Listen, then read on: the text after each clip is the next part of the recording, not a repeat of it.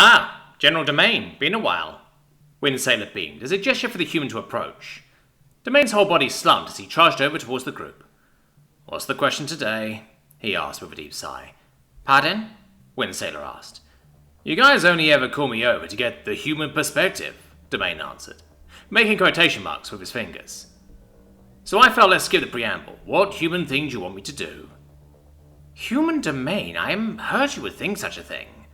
Malice held a claw to his carapace in mock heartbreak. Please, you know as well as I do you only include me to get my perspective, Domain grumbled. Is that such a bad thing?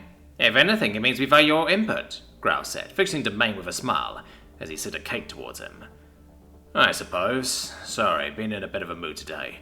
So what's the subject today? Domain asked, relaxing his body language and making it clear he was starting to relax. Think nothing of it. We are discussing something very apt for prisoners in a war criminal prison, Wind Sailor began. Yes, we are discussing the ultimate weapon, Growl roared as he slid a second cake towards Domain. Like what it is? Domain asked. Yes, of a sort. We are discussing what would be needed to make it a theoretical ultimate weapon, Malice explained.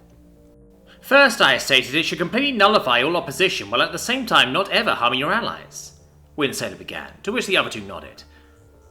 Then I said we should be able to use it against anyone, regardless of who or what they are, Growl added. Domain nodded to these first 2 points. Makes sense. Break your opponents, ensure your allies' safety, and never have to worry about if it'll work, Domain said, continuing to nod. Next, I said it should be self-sustaining, so when we use it, it can't be stopped by anyone but the one who started it, Malice said, clicking their mandibles, pleased with their addition. If I may, I will add, it should be of a sort that the enemy can never use the side effects themselves, not even to inconvenience the one who used it, Domain added, to which the trio nodded emphatically. A most astute idea. It would be worrisome if the enemy could use this theoretical ultimate weapon against us, Wind Sailor said, nodding. Weapons also often have a very high cost-to-effectiveness ratio. It should have a very low cost, preferably as close to nothing if possible, Growl said. At that, why not make it add to your resources? With each use, it should grow in power as you do, Malice suggested, and all four present nodded. Finally, not just the side effects, but it should never be possible for the opposition to use it against us, Domain said.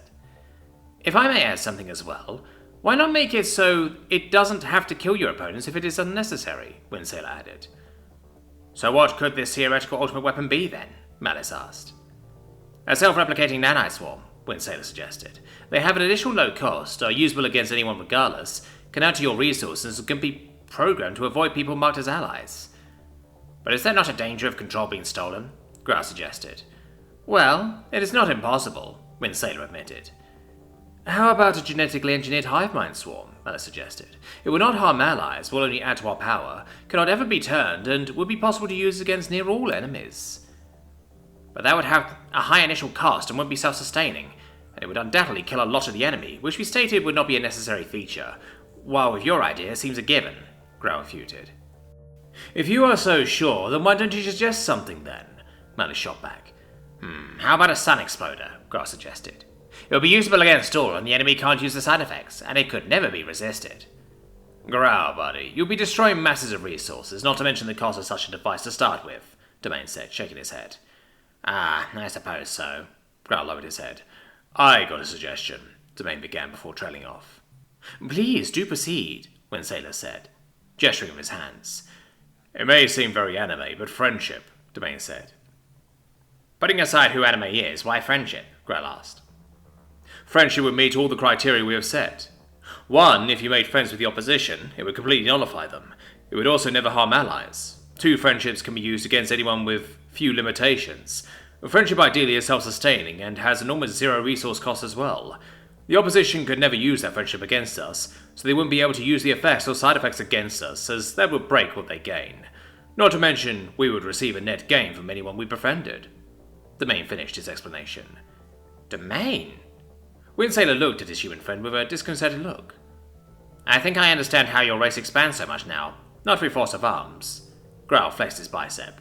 But for a force of arms. Growl pulled Domain into a hug.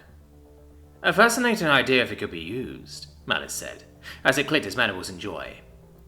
For the power of friendship, Wind Sailor held up his cup, to which the others held their own up, joining the toast. So, how about this anime fellow? Please tell us more, Growl boomed. sliding a third cake towards Domain.